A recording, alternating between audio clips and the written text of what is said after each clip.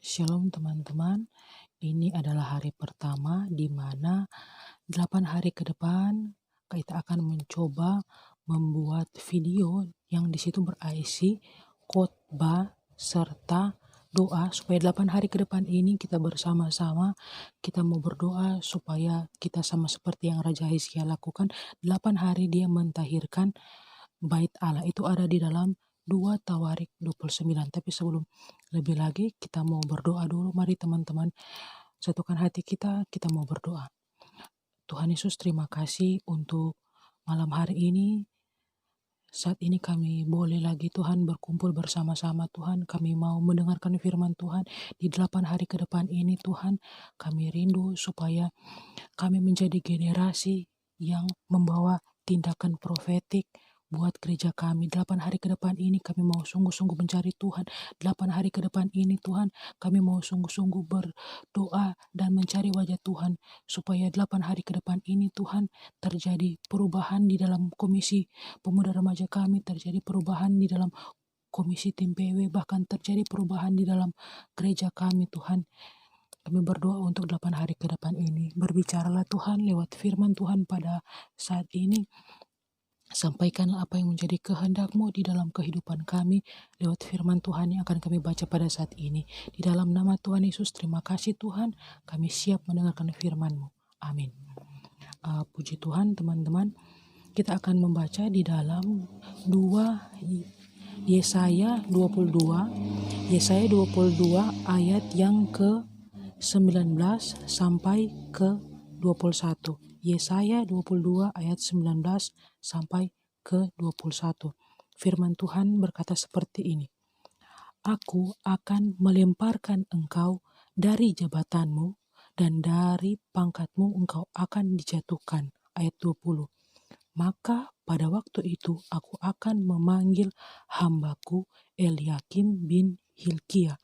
Aku akan mengenakan jubahmu kepadanya dan ikat pinggangmu akan kuingatkan kepadanya dan kekuasaanmu akan kuberikan ke tangannya, maka ia akan menjadi bapa bagi penduduk Yerusalem dan bagi kaum Yehuda.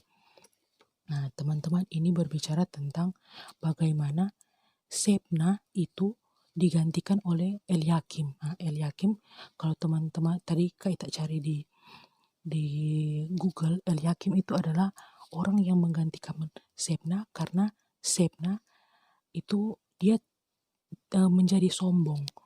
Nah, kan kita sebagai orang-orang yang sudah melayani Tuhan di tim PW, di komisi PW, teman-teman itu ada di muka mimbar. Seringkali di muka mimbar itu kadang-kadang secara jujur ada kesombongan yang mulai muncul. Kita kok so jago bawa WL, kita kok so jago badram. Jangankan teman-teman yang mulai sombong, kadang-kadang di dalam diri kita jangan merasa ada kesombongan yang tersembunyi, yang mungkin di mulut kita tidak terucapkan kesombongan, tapi di dalam hati itu sudah muncul benih-benih kesombongan. Nah, pada saat ini Tuhan, tadi waktu kita berdoa, Tuhan mengingatkan tentang sebuah kata ini. Kesombongan itu menghancurkan sebuah landasan. Jadi teman-teman ingat bahwa orang so melayani, orang so berdoa, tapi ketika teman-teman nanti so semakin lebih skill, so semakin lebih bagus, itu pasti setan akan goda dengan sebuah kata yaitu kesombongan. Teman-teman itu akan dibilang, mana kok so skill main keyboard, mana kok so skill begini. Akhirnya sombong, berpikir, kalau ada yang main keyboard, kalau ada yang main gitar, main drum, ndak mau berjalan untuk pelayanan, ndak mau sebagus ini. Nah itu yang mulai ada hal-hal yang mulai orang sombong. Tapi puji Tuhan, pada saat ini Tuhan ingatkan, jangan sampai kita atau teman-teman siapapun yang komisi PW di KPR itu mulai menjadi sombong, karena kesombongan itu akan menghancurkan landasan. Jadi kita mau bagikan dengan cepat, ini ada 3 hal supaya teman-teman bisa ingat 3 hal bagaimana supaya teman-teman itu kalau mulai sombong, ingat ini 3 hal ini. Yang pertama, kita singkat KLM. KLM. K itu apa? Kesombongan menghancurkan landasan. Jadi hari yang pertama torang pe tema sharing yaitu kesombongan menghancurkan landasan. Ingatlah bahwa ketika torang mulai sombong, torang itu harus kembali kepada kasih mula-mula. Itu kasih mula-mula. Kasih mula-mula itu bagaimana torang dekat dengan Tuhan, bagaimana torang mengasihi Tuhan. Orang kalau dia memiliki kasih di dalam hati, dia pasti akan tidak gampang menjadi sombong. Kalau dia sudah mulai sombong, DP kasih itu pasti akan lebih hari lebih berkurang. Jadi hal yang pertama yang teman-teman harus ingat bahwa milikilah kasih di dalam hati kita. Yang kedua, yaitu M. Menegur sapa orang lain. Jadi kalau teman-teman baku dapat dengan orang lain, walaupun mungkin itu ngoni pe bawahan atau mungkin itu ngoni pe dalam tanda kutip musuh, orang yang paling ngoni ni mau sapa, belajarlah untuk menegur, no, bilang selamat pagi atau bilang sudah dapat lia. Itu berarti artinya orang yang karena sekarang zaman kebanyakan orang dorang so malas, bukan so malas, nanti tunggu orang lain tegur baru dorang mau balas, no. Tapi hal yang kedua yang Tuhan ingatkan, M itu menegur sapa orang lain. Tegurlah orang dulu, mau dibawa kuda pada orang lain, bilang selamat pagi Pak, selamat pagi Bu, atau shalom apa gitu. Walaupun mungkin mau ndak suka itu orang itu, belajar menegur. Itu hal yang kedua. Yang pertama kan tadi kasih, miliki kasih di dalam hati, miliki kasih yang mula-mula ketika ngoni cinta Tuhan, bagaimana ngoni pe perbohongan, itu hal yang pertama. Kasih. M yang kedua yaitu menegur sapa orang lain. Dan yang hal yang ketiga itu L. KLM. KML.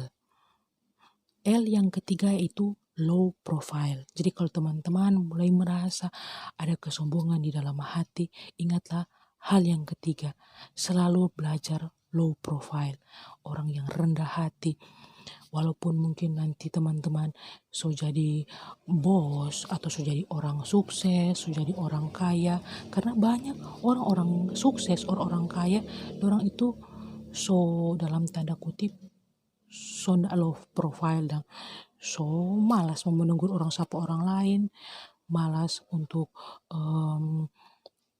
mau bahas selamat pagi duluan. Tapi hal yang ketiga yang Tuhan ingatkan yaitu low profile. Orang harus memiliki 1 kasih, 2 menegur sapa orang lain, dan yang ketiga teman-teman itu harus low profile. Karena kalau orang mulai sombong, kalau kita mulai sombong, itu pasti Tuhan akan mengambil apa yang Tuhan percayakan kepada teman-teman.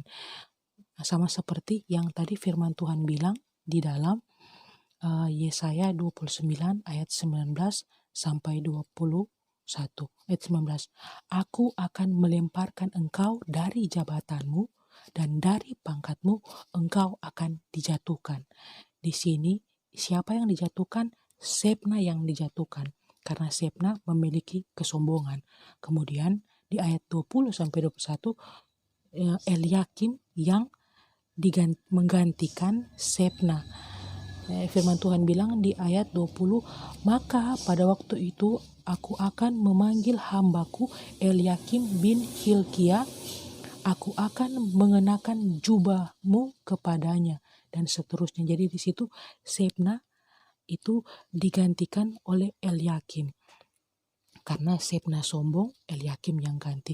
Jadi jangan sampai teman-teman sudah melayani, teman-teman sudah jago main musik, jago dalam berkhotbah mungkin, tapi iblis tawarkan dengan hal-hal kesombongan, akhirnya orang sombong, orang jatuh di dalam dosa.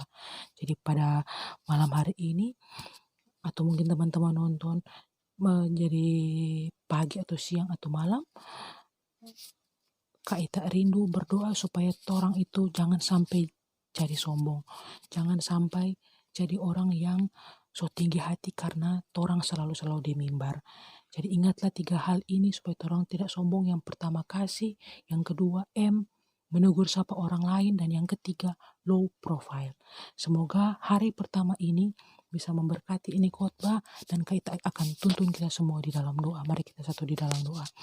Tuhan Yesus, terima kasih Tuhan untuk hari yang pertama ini di mana kami mulai belajar berkomitmen untuk mendekatkan diri kepadamu Tuhan.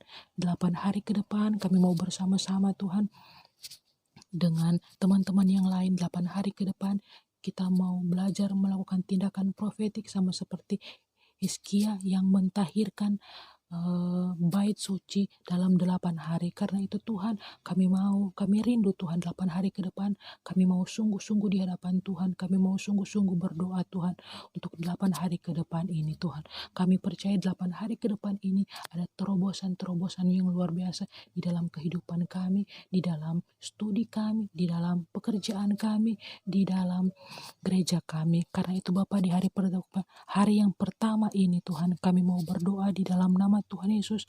Lindungilah Tuhan keluarga kami, lindungilah Tuhan gereja kami Tuhan, lindungilah orang-orang yang kami kasihi dari segala sakit penyakit COVID-19 Tuhan. Bahkan kami berdoa Bapa, di hari yang pertama ini kami berdoa buat BPS dan PMS Tuhan, supaya mereka diberikan hikmat oleh Tuhan, supaya tetap bisa memimpin jemaat untuk lebih intim dan lebih akrab dengan Tuhan. Berkati setiap teman-teman Tuhan ini yang berkomitmen di 8 hari ke depan ini.